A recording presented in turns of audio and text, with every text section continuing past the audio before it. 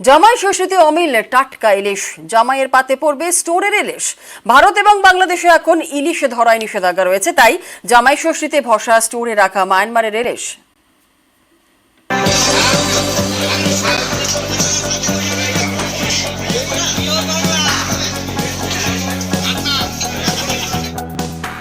জামাই ষষ্ঠীর বাজারে ইলিশের জামাই আদর।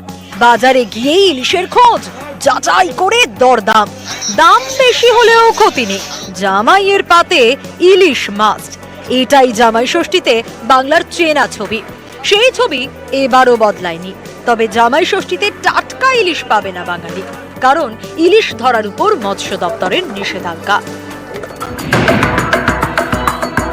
বর্ষার আগে ইলিশের প্রজনন সময়, তাই 14 এপ্রিল থেকে 14 জুন পর্যন্ত ইলিশ শিকারে নিষেধাজ্ঞা থাকে। ভারতের পাশাপাশি বাংলাদেশেও এই নিয়ম জারি থাকে।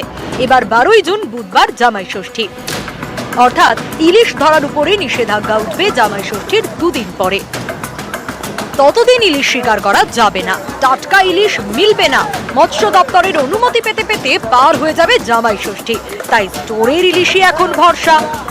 এই বছর আমাদের এখনো ব্যান পিরিয়ড উঠে যায়নি, তাই আমাদের ধরা ইলিশ আমরা জামাইয়ের পাতে দিতে পারলাম না, কিন্তু ইলিশ মাছ বাজারে আছে, চিন্তার কোনো কারণ নেই।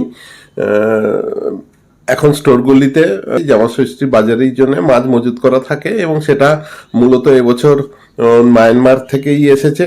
এটা একটু এই বাংলাদেশের ইম্পোর্ট করা মাছের থেকেও একটু কম দাম হতে পারে, এই আশ্বস্ত করতে পারি আমি।